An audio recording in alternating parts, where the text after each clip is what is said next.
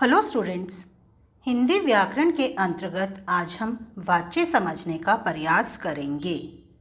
आप सभी जानते हैं कि कर्ता और कर्म कारक क्रिया के सबसे अधिक निकट होते हैं। क्रिया की गति कभी कर्ता के अनुसार होती है तो कभी कर्म के अनुसार और कभी कभी भाव के अनुसार भी होती है। इसी गति को वाच्य कहते हैं। वाच्य का शाब्दिक अर्थ है बोलने का विषय या वाणी।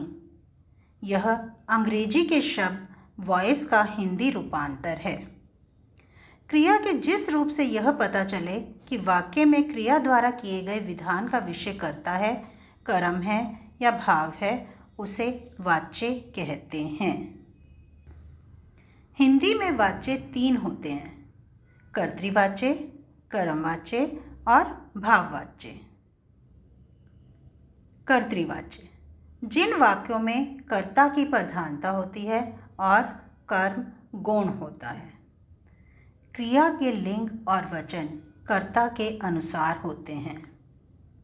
वाक्य में अकर्मक और सकर्मक दोनों प्रकार की क्रिया होती है। जैसे समीरा हंस रही है, चिड़िया उड़ रही है, पक्षी दाना चुग रहा है, अध्यापक ने पाठ पढ़ाया। इन वाक्यों में देखिए, पहले और दूसरे वाक्य में अकर्मक क्रिया है तो तीसरे और चौथे वाक्य में सकर्मक क्रिया का प्रयोग किया गया है। इन वाक्यों के आधार पर हम कह सकते हैं कि कर्तृवाच्य में अकर्मक और सकर्मक दोनों क्रियाओं का प्रयोग किया जाता है और कर्ता के साथ ने लगा होता है या कुछ भी नहीं लगा होता। कर्मवाच्य जिन वाक्यों में कर्म की प्रधानता होती है। क्रिया का संबंध सीधा कर्म से होता है। क्रिया के लिंग और वचन कर्म के अनुसार होते हैं। वाक्य में केवल सकर्मक क्रिया का प्रयोग किया जाता है। कर्ता के साथ से, के द्वारा या द्वारा का प्रयोग ही किया जाता है। जैसे महिका के द्वारा चित्र बनाया जाता है। एक साधारण सा वाक्य जिसमें कर्म दिया गया है और क्रिया कर्म के अनुसार ही है। पुस्तक पढ़ी गई जहाँ कर्ता अज्ञात हो, अर्थात कुछ वाक्य ऐसे भी आते हैं जिनमें कर्ता अज्ञात होता है। उनमें हम कर्ता लगाकर पता कर सकते हैं कि यह कौन सा वाक्य है। पुस्तक पढ़ी गई, मेरे द्वारा पुस्तक पढ़ी गई, सीता के द्वारा पुस्तक पढ़ी गई। कर्ता लगाकर हमें पता लगा कि यह एक कर्मवाच्य है। मामले की जांच पड़ताल की गई जहां कर्ता के बारे में बताना जरूरी ना हो। कुछ वाक्य ऐसे होते हैं जिसमें कर्ता के बारे में बताया ही नहीं जाता। कोई भी सूचना दी जाती है, उसमें कर्ता छुपा दिया जाता है। दूध का गिलास गिर गया जहां आपके बिना चाहे कोई कर्म अचानक हो गया हो। अब दूध का गिलास हाथ में पकड़ा हुआ है, वो अचानक से गिर गया। हम नहीं चाहते थे ऐसा हो, पर वो हो गया। तो सेंटेंस देखिए, वाक्य देखिए, मेरे द्वारा दूध का गिलास गिर गया। हम दोनों से खाना नहीं खाया जाएगा जहां असमर्थता सूचित करनी हो, कि किसी कार्य को करने में हम असमर्थ हैं, वहाँ भी कर्मवाच्य होता है। लेकिन इन वाक्यों में यह ध्यान रखना आवश्यक है कि इसमें कर्म अवश्य हो। भाववाच्य जहाँ भाव की प्रधानता होती है। कर्ता और कर्म दोनों ही गौण होते हैं।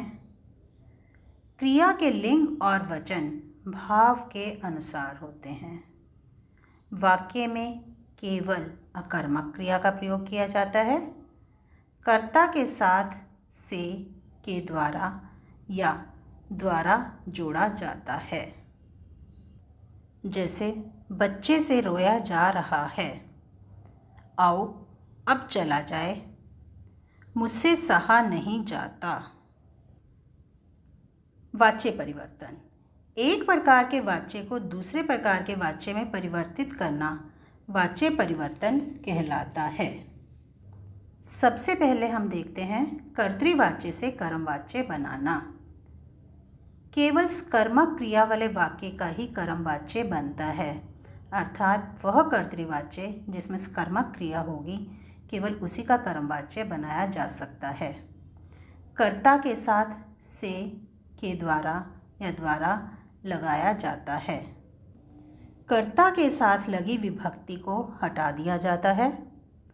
कर्तृवाच्य की मुख्य क्रिया को सामान्य भूतकाल में बदला जाता है, जैसे पक्षी दाना चुग रहा है।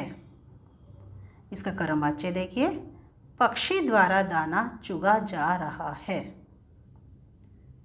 अध्यापक ने पाठ पढ़ाया।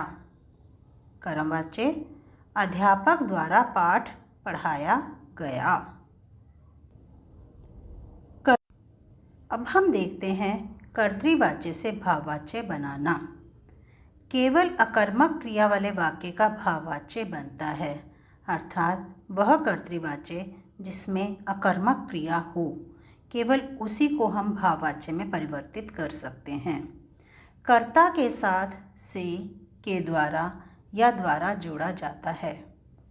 कर्ता के साथ लगी विभक्ति को हटा दिया जाता है। क्रिया को पुल्लिंग एकवचन में रखा जाता है। कर्तृवाच्य के वाक्य की क्रिया को सामान्य भूतकाल के रूप में बदलकर प्रयोग किया जाता है, जैसे समीरा हंस रही है। भाववाच्य देखिए, समीरा से हंसा जा रहा है। चिड़िया उड़ रही है। भाववाच्य चिड़िया के द्वारा उड़ा जा रहा है। मैं उठ नहीं सकता, मुझसे उठा नहीं जाता। अब हम देखते हैं कर्मवाच्य से कर्तृवाच्य कैसे बनाया जाता है। वाक्य देखिए, छात्र द्वारा निबंध लिखा गया। यह एक कर्मवाच्य है। इसका कर्तृवाच्य बना छात्र ने निबंध लिखा। दादी द्वारा बच्चे को कहानी सुनाई गई।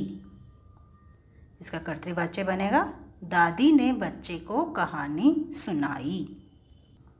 इन वाक्यों में देखिए, जब हमने कर्तृवाच्य बनाया तो कर्ता के साथ ने विभक्ति का प्रयोग हुआ और हमारी क्रिया कर्ता के अनुसार ही प्रयोग की गई है।